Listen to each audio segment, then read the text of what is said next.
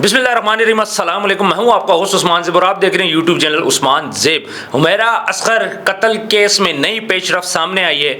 आप सबको पता ही होगा कि उनकी तदफीन हो चुकी है। उनके जो वर्सा हैं उन्होंने उनकी मैयत भी ले ली है।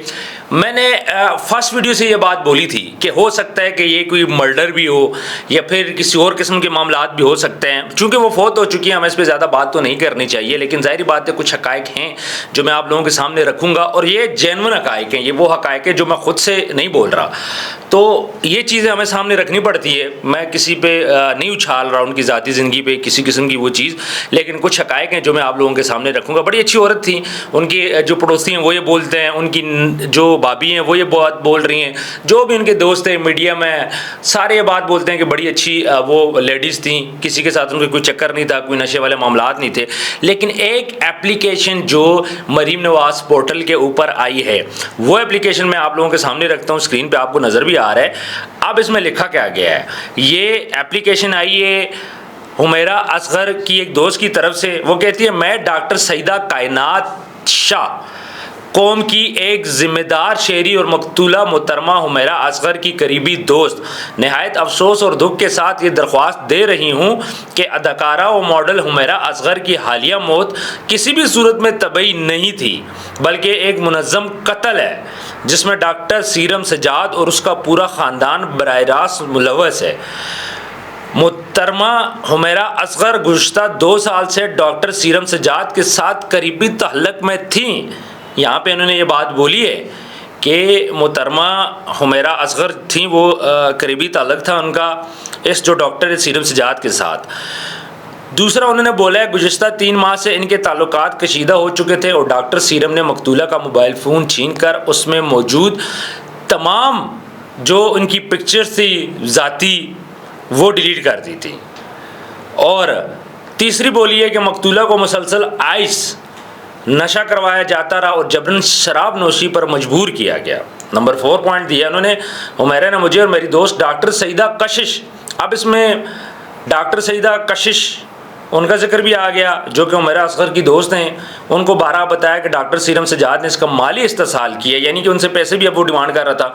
डॉक्टर सीरम का फार्म हाउस वाक़या मीरपुर ख़ास गैर कानूनी पार्टियों और नशे के लिए इस्तेमाल का मरकज़ है। डॉक्टर सीरम के वालिद ने मुबैना तौर पर हुमैरा के साथ जिनसी ज़्यादती की, यानी डॉक्टर सीरम के साथ उनका चक्कर था, ये बोल रही हैं। और दूसरा वो बोल रही हैं कि उनका जो वालिद है, बाप है डॉक्टर सीरम का, उसने भी ज़्यादती की थी।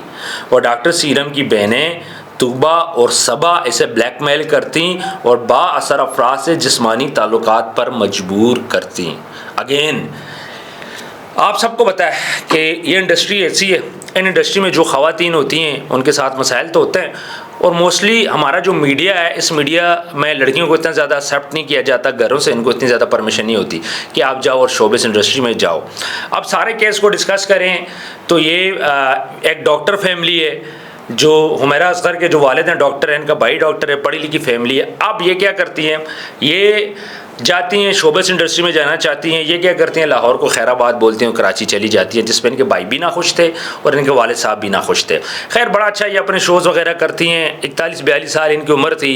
फिर लास्ट टाइम जो इनकी थी इंस्टाग्राम पे जो इनकी पोस्ट आई थी, वो आई थी सितंबर के एंड में। तो सितंबर के एंड में ये घर से भी होके आती हैं, फिर उसके बाद इनका मोबाइल भी बंद हो जाता है, उसके बाद राब्ता भी ख़त्म हो जाता है, दोस्तों से भी राब्ता ख़त्म हो जाता है, जिन लोगों के साथ ये काम करती थी उनसे भी राब्ता ख़त्म हो जाता है। अच्छा, डॉक्टर सीरम के बारे में अब इन मोहतरमा ने बिल्कुल क्लियर बात बोल दी कि डॉक्टर सीरम इस पर मुलव्वस है। उसने क्या किया, अब बकौल इनके कि पहले दोस्ती रचाई, फिर उसके बाद इनके साथ फिजिकल हुआ, जो जिस किस्म के आपको पता है आजकल लारे लपे एक दूसरे को दिए जाते हैं, अक्सर हमने देखा है बॉयफ्रेंड गर्लफ्रेंड में। मुझे ये बात कहनी पड़ रही है, मैं ये बात कहना तो नहीं चाहता था, लेकिन अब मरासम सामने आ गए और मरीम नवाज़ पोर्टल पर ये एप्लीकेशन आई है और वो यही कहती हैं कि इनके आपस में रिलेशन था, कुछ शादी के दावे किए होंगे, उसके बाद जब लगा होगा, जब आपस में क्लैशेज आने स्टार्ट हो गए, ज़ाहिर बात है इनकी उम्र बढ़ रही थी, 41-42 साल इनकी उम्र हो चुकी थी, 83 की इनकी पैदाइश है। तो जब उम्र बढ़ रही थी उन्होंने शादी का तकाजा किया होगा, आगे से डॉक्टर ने हीले बहाने किए होंगे और डॉक्टर ने 3 माह कबल, यानी कि उनके मरने के 3 माह कबल, उसके बाद फिर अपने घर भी की थी। तो डॉक्टर ने क्या किया कि इनके मोबाइल में कुछ उनकी कुर्बत की तस्वीर तस्वीरें होंगी वो डिलीट कर दी।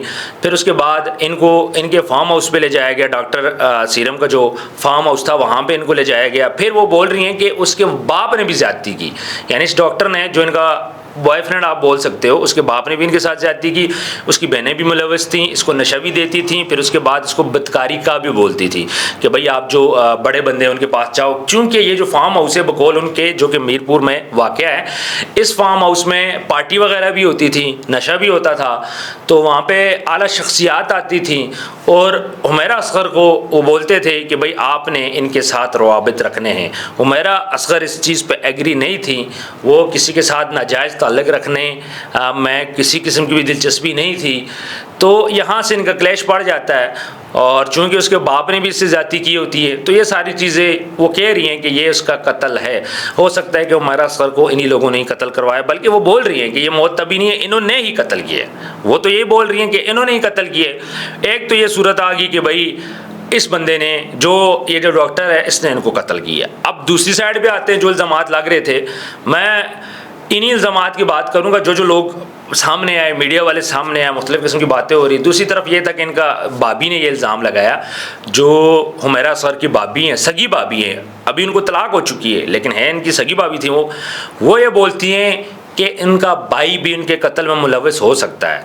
लास्ट टाइम जब सितंबर में हुमैरा असगर यहाँ पे आई थी, तो यहाँ पे भाई के साथ उनका झगड़ा हुआ था जायदाद को लेके, तो ये वहाँ से चली गई थी। फिर जाने के बाद वहाँ उन्होंने कराची से अपनी जो मदर है उनको कॉल की थी और बोला था कि मुझे कुछ पैसों की ज़रूरत है, मेरे पास पैसे नहीं है। 2 दफ़ा वो कॉल करती हैं, उनकी मदर उनको मना करती हैं कि नहीं मेरे पास भी पैसे नहीं हैं। उनकी भाभी ये बात बोलती हैं कि हुमैरा असगर मुझे भी पैसे देती थी, मेरे 2 बच्चे हैं। उनका ये भी इल्ज़ाम है कि जिस भाई ने ये सारा जायदाद की खातिर मामलात किए थे, इसने मेरे शोहर को भी कुछ नशा और अद्वियात दी थी, जिसकी वजह से उसने मुझे डिवोर्स दी है। तो इनका ये इल्ज़ाम भी है। अब भाभी इल्ज़ाम ये लगा रही हैं अपने देवर पे कि इसने कत्ल किया है अपनी बहन का। तो एक तरफ उनकी जो 2 दोस्तें निकल आई हैं और वो ये कह रही हैं कि उनके जो बॉयफ्रेंड है उसने कत्ल किया है। दूसरी तरफ उनकी भाभी ये बात बोल रही हैं कि उनका जो मर्डर है वो उसके भाई ने किया जायदाद के लिए, पैसों के लिए। इनकी जायदाद बहुत ज़्यादा है, करोड़ों रुपए की वो जायदाद है। लेकिन इस चीज़ को इनके चचा ने डिनाई किया है। इनके चचा ने ये बात बोली है कि ये इस तरह सही नहीं है। जो भी जायदाद थी, हम 3-4 भाइयों के नाम थी, वो हमने आपस में तकसीम कर ली थी। हम लोग रहते थे यहाँ पे, इतनी कोई बड़ी जायदाद नहीं थी। लेकिन इनकी भाभी का इल्ज़ाम था कि जायदाद का चक्कर है। अब देखा जाए तो 2 पहलू आगे तफ्तीश के। थर्ड पहलू ये है कि इनकी तभी मौत हो सकती है, चूँकि किसी ने नहीं बोला वहाँ पे कि इन्होंने ख़ुद कोई नशा किया हो या नशा ख़ुद लेती हो, या वहाँ से कोई जब कमरा खुला गया तो वहाँ से कोई अच्छी चीज़ें मिली हो, तो ऐसा कुछ भी नहीं था। तो तभी मौत का ये कहा जाता है कि इनको शायद डिप्रेशन में थी, स्ट्रेस में थी, पैसे नहीं थे, तो इस वजह से इन्होंने क्या किया कि भाई इनको कोई अटैक हो गया सडन, जिसकी वजह से इनकी डेथ होगी। तो व्यूअर्स, एक बात समझ में नहीं आ रही, इंसान थी, कोई गुड़िया तो नहीं थी या ना जानवर भी नहीं थी, फिर इंडस्ट्री में काम करती थी। आपको पता है इंडस्ट्री में कभी काम होता है, कभी नहीं होता, हवाई रोज़ी है, कभी अच्छे पैसे आ जाते हैं, कभी बुरे आ जाते हैं। लेकिन एक बंदी है, 7 लाख प्लस उसके फॉलोअर हैं, और तकरीबन 9 माह पहले सितंबर में वो सडन गायब हो जाती है। ना उसका कोई नाम लेता है, ना कोई किसी किस्म का उसकी पूछ कुछ होती है। अच्छा, लैंडलॉर्ड अक्टूबर में उनकी लाइट भी कटती है, चूँकि उन्होंने रेंट अदा नहीं किया होता। उससे पहले उनके मालिक के साथ कोई मसला था, केस चल रहा था। इस दौरान इतने माह केस 1 साइडेड चलता रहा और आखिर में फैसला हो गया मालिक के हक़ में, चूँकि वो खुद नहीं आती थी।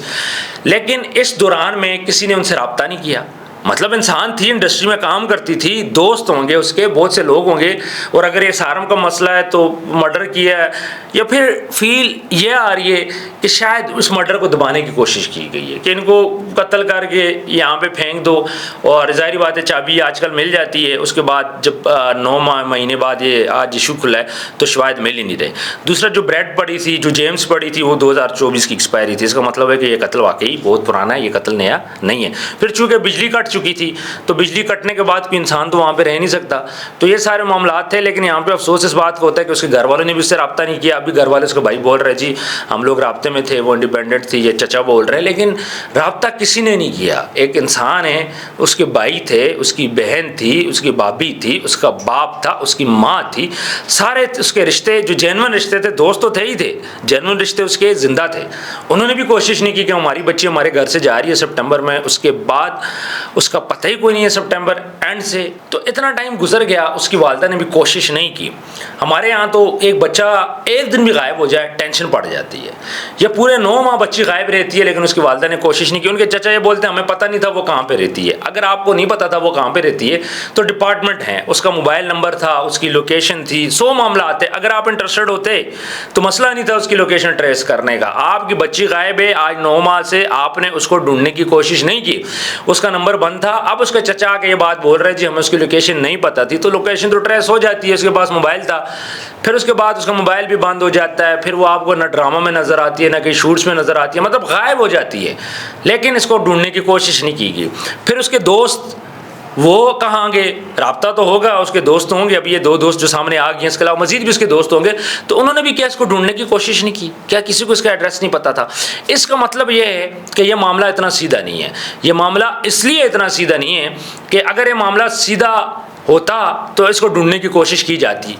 प्लान करके, मैं डे 1 से ये बात बोल रहा हूँ कि प्लान करके इसको मर्डर किया गया है। उसके बाद खामोशी मचाई गई है। जब इन्वेस्टिगेशन होगी आप देख लीजिएगा, बहुत सारी बातें अभी खुलनी है, उसमें आप लोगों को पता चल जाएगा कि क्या कुछ हुआ है। क्योंकि इन्वेस्टिगेशन होगी, बहुत से बंदे मुलव्वस होंगे, फिर कोई डर की वजह से खामोश हुआ होगा, इसके दोस्तों से इन्वेस्टिगेशन होगी, वो लोग भी डर से खामोश हुए होंगे। इस तरह पॉसिबल नहीं है कि एक बंदा मर जाता है, जवान बंदा या बंदी मर जाती है, उसके बाद कोई उसका पूछता भी नहीं है। नहीं, इसके दोस्त भी होंगे, सब निकलेंगे आस्ता आस्ता। अभी चीज़ें इन्वेस्टिगेशन में खुलेंगी। आज तो उसकी तदफीन हुई है और तदफीन होने के बाद अब चीज़ें खुलेगी। लेकिन यहाँ पे इसके वालिदैन भी गलत हैं जो ये बात बोल रहे हैं जी हमारा राब्ता नहीं हो रहा था। उन्होंने कोशिश ही नहीं की राब्ता करने की। अगर वो कोशिश करते तो अपनी बच्ची को ढूंढ लेते, इतना कोई मसला नहीं था पाकिस्तान में। ये 2025 है, ये आप 18th सेंचुरी में नहीं बैठे हुए। इसलिए इन्वेस्टिगेशन होनी चाहिए, पुलिस को चाहिए प्रॉपर इसकी इन्वेस्टिगेशन करे और आस्ता आस्ता आप चीज़ें देख लीजिएगा। आप डे बाय डे हर दिन एक नई चीज़ आपको देखने के मिलेगी और उसके बाद इसका ये कत्ल नंगा होगा। आप देख लीजिएगा। मैं पहली वीडियो से बात बोल रहा था कि ये प्लान मर्डर है जो 9 माह तक इसको छुपाया गया। और अभी भी अगर बैलेफ अदालत ना जाती, वो केस ना चलता, मालिक मकान ना जाता, तो मेरा ख्याल है कि अभी भी ना पता चलता। बाकी अब जो बातें हो रही हैं कि बॉडी क्यों उसने बदबू नहीं की, छोटी छोटी बिल्डिंग्स हैं, उसके ऊपर 4 अपार्टमेंट हैं, एक फ्लोर के ऊपर, ये 3rd फ्लोर था, तो क्यों स्मेल क्यों नहीं आई? चूँकि जिस टाइम का ये वाक़या है अक्टूबर ऑनवर्ड्स, वहाँ पे जो फैमिली रहती थी वो फैमिली वहाँ पे मौजूद नहीं थी। वो फरवरी में आई है, अक्टूबर, नवंबर, दिसंबर, जनवरी, फरवरी, वो 5 माह बाद आई है जो बिल्कुल सामने रहते थे। अब 5 माह तक आपको पता है कि बॉडी वैसे ही उसकी स्मेल ख़त्म हो जाती है, कुछ चूंटियाँ उसको खा लेती हैं। और चूंटियाँ अगर 3 किलो चूंटी हो ना, मैं आपको ऐसे एग्जाम्पल दे रहा हूँ, तो उसको 90 to 95 डेज़ लगते हैं एक बॉडी को खाने में। तो उसकी ज़ाहिर बात है बाल भी उसके ख़त्म हो चुके थे, गोश्त भी ख़त्म था, और इसलिए वो जो स्मेल का टाइम था उस फ्लोर पे कोई भी नहीं था, जिसकी वजह से वो स्मेल नहीं आई। और वेंटिलेशन का सिस्टम भी अच्छा होगा, जो साइडों से वो स्मेल चलेगी। और लेकिन बिल्डिंग की सफाई भी होती होगी, ठीक है, और वो सफाई वाला भी आता होगा। अब स्मेल ना आना, ये चीज़ भी इम्पॉसिबल है। ये चीज़ भी मुझे समझ नहीं आ रही। सब ये बात बोल रहे हैं कि बॉडी डिकम्पोज हो जाती है, सब कुछ हो जाता है। मैं अपनी नेक्स्ट वीडियो में आपको डिटेल से इसके बारे में बात करूंगा। राइट नाउ आप कमेंट सेक्शन में ज़रूर बताइएगा आज की वीडियो आपको कैसे लगी। अपना ढेर सारा ख्याल रखिएगा। मिलते हैं नेक्स्ट वीडियो में। अल्लाह हाफिज़।